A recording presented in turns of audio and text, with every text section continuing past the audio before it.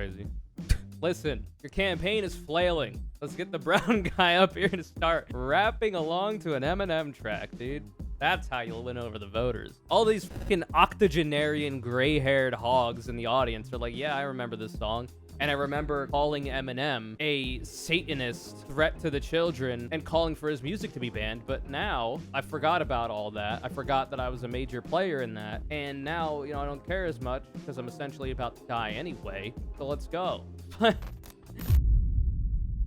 Hey, what the f is this?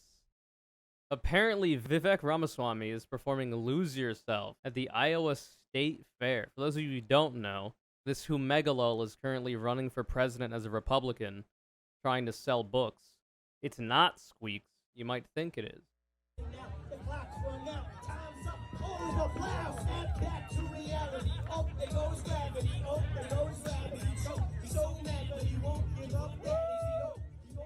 Yeah, so Eminem is already pretty corny.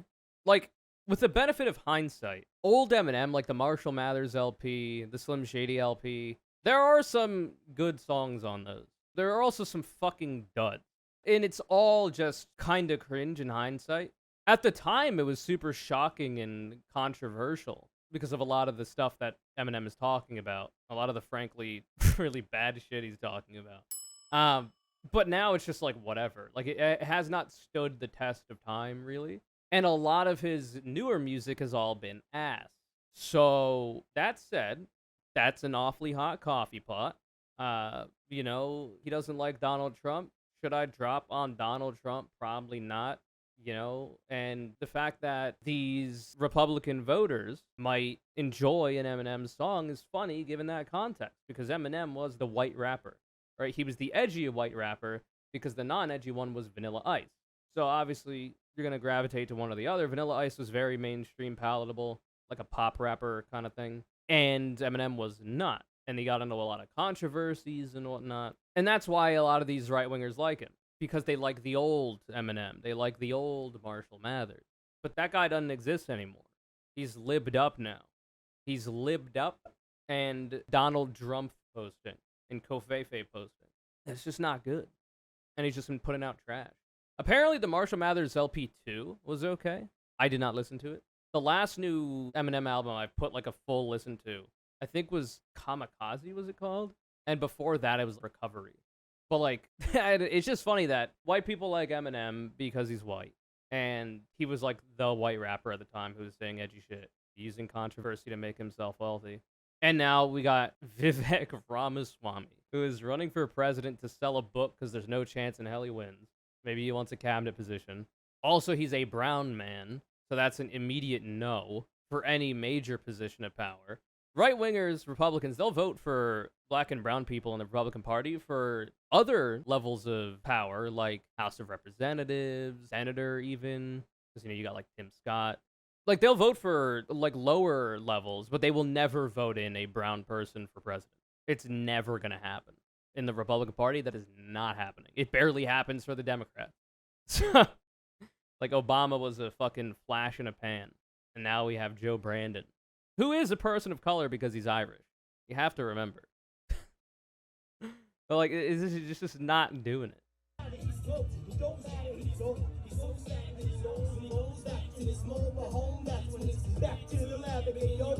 Oh, God. Hearing a fucking presidential candidate, laughable to even call him that, say yo, is really funny to me. Like, Jamal Bowman can get away with it because he's, like, a cool principal and now in the House of Representatives. Like, he can get away with a lot of this. But, like, Vivek does not talk. And also, fucking Jamal Bowman talks like that on a regular, too. Like, there will be times where, like, he code switches because you literally have to as a politician. If you've got, like, a not milquetoast, normal, default politician voice, and you have any amount of culture in you at all, then, like, obviously you have to code switch. And he does, obviously, sometimes. But he tries to pepper in a lot of, like, his normal way of speaking. And it's really cool. And I like it. But, like, Vivek does not do this. And I don't think Vivek can do this, because he's, like, a tech bro or something. He's, like, a fucking nerd. And it's fine. Like, you don't have to do it. Like, it's fine to be any person and have, like, a very polished politician speak, be the way you talk, I guess. But I think it's cool that if that's not the way you talk by default, you still talk like that a little bit when you're in elected office. Like, Bernie did this as well. He's got his fucking Brooklynisms, which is cool. But, like, Vivek is like a non-entity. He's just like I'm the Republican, but I'm also Indian, Lamau. Buy my book. I'm going to say all the culture war shit that has been losing us elections in the Republican Party because I know it gets social media clicks, and that's better than votes for me, apparently. You know? Is Vivek the 2020 GOP primaries Mayor Pete? No, I think that's Ron DeSantis. Ron DeSantis has, like, Kamala Harris level charisma. He does. And I think maybe that's a more apt comparison. Vivek is like the Andrew Yang, I think, of the GOP primary. Because they're both kind of like tech bros. They're both fucking nerds. They're both like CEOs or whatever. I think Harris could outdo DeSantis? Maybe. In a debate? I don't know. In, like, if you took their speaking engagements and you put them up, like, next to each other, but, like, they're not engaging, I don't know. They're both voids of charisma. What's wild is that most Republicans don't even realize their leaders are cringe as fuck. Yeah, because they're cringe, too. They're voting themselves in. Well, rather, they're voting people who cosplay as them in. Because a lot of these Republicans aren't actually who they say they are. Obviously, politicians lying? What? No way. Obviously, they're just doing a lot of it for social media clout, engagement, and votes. And they'll pretend to be like the people who vote them in. But it's because the people who vote them in are cringe too. That's why all conservative art is dog shit. They don't have it like that. So, like, the most boring-ass, slimy motherfuckers are going to be who these people vote for, because that's who these voters have been crafted to vote for. There's been a long-term project by the Republican Party to make it so that their base will vote for literally anybody, so long as they say the correct things on a couple culture war issues. Nothing about policy, just all culture war. They've been crafted to accept literally anybody. And they got lucky with Donald Trump, because Donald Trump's a sassy cunt, and he's funny. He's got, the psychopath riz, which is really good for the voters. He's an entertaining guy. A piece of shit. But they had that, and that's why he's literally the king of the Republican Party currently. And the Republican Party is trying desperately to get him out of there. They are hoping he goes to jail. And they are hoping they get somebody that isn't him out of the primary. But it's not going to happen. He might go to jail, but he's not losing the primary. He might lose the general. Because that's like the whole calculation that the establishment Republicans, like Mitch McConnell and them, are trying to do right now, or are starting to understand, rather, is that you can't win a primary in the Republican Party without Donald Trump, but you can't win a general election with him. He alienates the independents too much, folks. Somehow in this country, there are actually people who have a question as to which party might be better for them to vote for, because one, both are dog shit, and two, they're stupid and they've been made to be stupid by a variety of policy positions like defunding public education, and by our mainstream media being trash, bought and paid for, and by our politicians being trash, bought and paid for. They are 100% not hoping he goes to jail. Well, they're hoping he goes to jail so that Ron DeSantis ends up being the de facto contender, or at least that's the hope, is that DeSantis would perform better if Trump gets put in jail, which I don't think is actually true. I think his base is absurd enough that they will be excited that he's in jail, and they'll go even harder to get him elected, right? Yeah, not the look you want. Like, the fucking Republican Party has been doing wonderfully lately with their fucking optics and PR. They got 4 years of Trump. They got, like, 18 Supreme Court justices that are hyper-conservative and also all 40 years old who will be in there until they're 80. Inshallah, they, expeditiously finish their lifetime appointments. They got their tax cuts, they got the sauce that they wanted from him, but the problem is Republicans are starting to suffer because of him. He's Frankenstein's monster. He's hurting them now because he's a fucking lunatic. And, he scares away the moderates and the independents. The only reason he won to begin with is because his fucking opponent was Hillary Clinton. Literally any other Democratic candidate probably would have fared better, which at the time was only Bernie Sanders. But even if more people ran in the primary, also O'Malley ran, but he fucking dropped out really quickly after, like, the first states voted in the primary. If there were other candidates, like if Mayor Pete ran and won in 2020, the primary, he would have gotten better performance than Hillary Clinton. I absolutely believe that.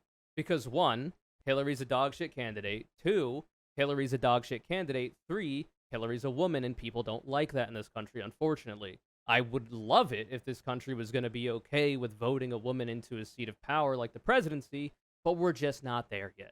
We were barely there with Obama. He just happened to be so charismatic and very handsome, let's just be honest, that he was able to make magic happen. Also, his campaign was pretty decent. when it came to like social media engagement and fucking around with new media type shit. As far as I remember, anyway. Hillary Clinton was not that. She's a charismatic void, like Kamala Harris is. So it's just not happening. Trump is too funny. He's too good. He owns the libs. Talking about the Republican base. Oh, yeah, for sure, yeah. The Republicans will still vote for him if he's in jail. In fact, they might vote harder. They might vote twice for him at that point. Nepal Iran is cooked. He's fucking trash, bro. He has nothing. He has literally nothing. He's turned the culture war into his entire game, and he's actually trying to legislate on it, which you're never supposed to do. We see this with the abortion fight. You are not supposed to legislate on abortion. You're supposed to keep that policy in limbo so you can activate voters by pretending you're going to legislate against it. Because as soon as you legislate against abortion, suddenly that starts affecting Republican women. That starts affecting the Republican fathers of their daughters. They start to realize that maybe legislating away a necessary medical operation or procedure is not good and kind of brutal and grisly. And it doesn't look good. And now you see how it's activating people on, the center and to the left to vote for the Democrats, and they're losing the suburban Republicans because of it. You're not supposed to legislate on culture war issues. That's the whole fucking point. Like I said before, the entire point of the Republican Party is to distract their voters with culture war issues that you never legislate on, dangle it in front of their face like shiny keys, and distract them from the fact that you're cutting taxes on the wealthy, deregulating multinational corporations, and allowing bosses to pay people, workers, the voters, less, and make them do more work in worse conditions. That's what the Republican Party is for. They're not supposed to actually legislate their hatred. The hatred is supposed to get voters out. And then you continue to distract them when you're in power. Dumbass. DeSantis. But that's because DeSantis literally derives sexual pleasure from seeing the sufferings of other people. So he can't help himself. He's too horned up to see people suffer and in pain. Just look at, what came out about him in Guantanamo when he was there. Or whatever. Motherfucker looked at the prospect of torturing some random brown dude from the Middle East and went, hungry. Fucking weirdo. So he can't help himself. He has to legislate the suffering that he wants to see on people because he legitimately is an evil person. He's not just a calculating politician. He is genuinely, evil, even before he was a politician. There are a lot of politicians out there that become evil or do evil shit or talk about evil shit that aren't actually that evil, like Donald Trump, for instance. Where in that one rally, people barely cheered for him saying he was going to cut taxes, but then they went fucking hog wild when he said, oh, and we're going to make trans people's lives worse. People went crazy, and he was like, believe me, I say I'm going to cut taxes, folks. You get, a little clap. Kind of unfortunate. And then I say we're going to do the trans, and you're just like, woohoo, and he literally tells you that you did not care about this shit 5 years ago, and you only care about it now because the Republican Party made you. Trump understands this. He did make, trans people ineligible for the military, which is actually a readiness issue that the military does not like, which is why the military is not very homophobic or anti-feminist or, misogynist. Because keeping anybody out of the military outside of, outside insurgents and people who are not, physically fit enough to perform their duties is a readiness issue. And the military does not like readiness issues. They need their boys to be able to go like that. So, Trump understands this, and he understands it so much that he's willing to just tell people that vote for him about it, and they just clap like seals because they've been propagandized to, and their education is be defunded so much, and the mainstream media coverage of all this shit is so bad in opposition to the Republicans that they just go along with it. But anyway, we also have this.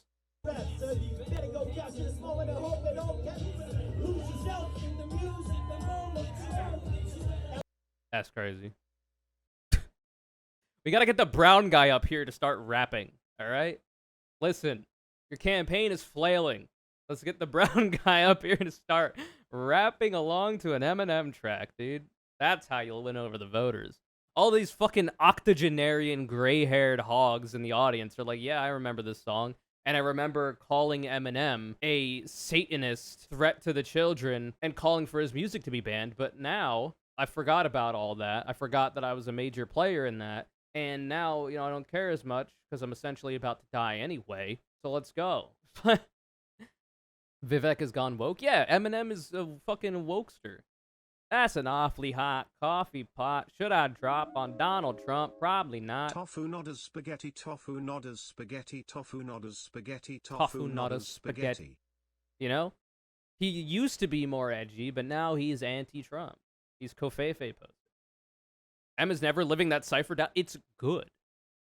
It's in my recommended searches. It's so good. This edit specifically. This is not an edit, actually. I lied to you. This actual real footage. It's the calm before the storm right here.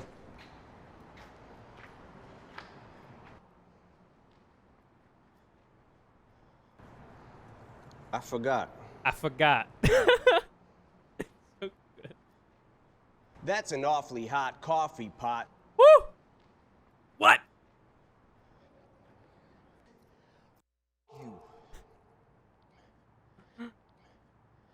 She gets a I'ma stop. I'ma stop.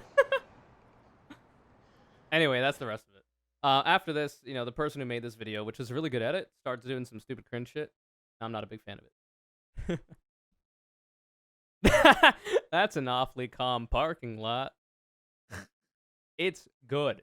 Anyway. Literally, this is a bigger banger than whatever the fuck Vivek is doing. Looks could kill, nobody's dying. I think Eminem looks fine in his later years. I mean, he's getting old, but I don't think you gotta be that rude to him. I'm making fun of, like, his lyricism and the cipher and the fact that he's not put out a good album in a while. Takes himself too seriously? That's actually true, and that's the big problem with his music nowadays. Back when he was being more goofy, back when he was more silly-pilled, it was a lot, at least, you know, more interesting. He is very overrated. He would not be in the position he's in if he wasn't white. But he's also acknowledged that himself. Such is life. We live in a society. Well, in additional news, I started watching One Piece. I'm going to be using a filler list. Apparently, after a certain point, the pacing gets god-awful. So at that point, I'll probably look at, like, One Pace, which is apparently trying to get the pacing to be better. But we'll see. I just like listening to the Japanese language too much. Call me a weeb. I'm multicultural, okay? I appreciate other cultures. Read it instead? I can't, unfortunately, because then the characters aren't speaking Japanese, and that's just a bridge too far for me. I respect people who read manga, not for me. Also, Zoro's a fucking dog, and I love him. Like, he's literally a dog, man. And you need to know that. Are you good, man? Are you coming out in my chat right now, God Emperor 33? Because, like, this is, you know, you could be gay here. We're not going to discriminate. We might make fun of you, but it's all good, man. You don't have to come out like this. You could just be more, you know, normal about it. You know, Zoro's just a dog, man. Look at this guy. He fights with 3 swords, and one of them goes in his fucking mouth. Well, that's why he's a dog. Also, he's, like, very willing to go along with whatever fucking crazy shit Luffy's doing. Because he's so strong, he's, you know, got enough confidence in himself to be able to pull through with whatever fucking insane bullshit Luffy wants to do. And he's hot. Well, yeah, duh. I mean, he's designed to be hot. Look at this guy. The 3 earrings are a good look. Look at this guy. Fucking woof woof, motherfucker. Yeah, I'm on episode 9. So essentially, I'm 1% of the way through. Thank you, Dove Goose.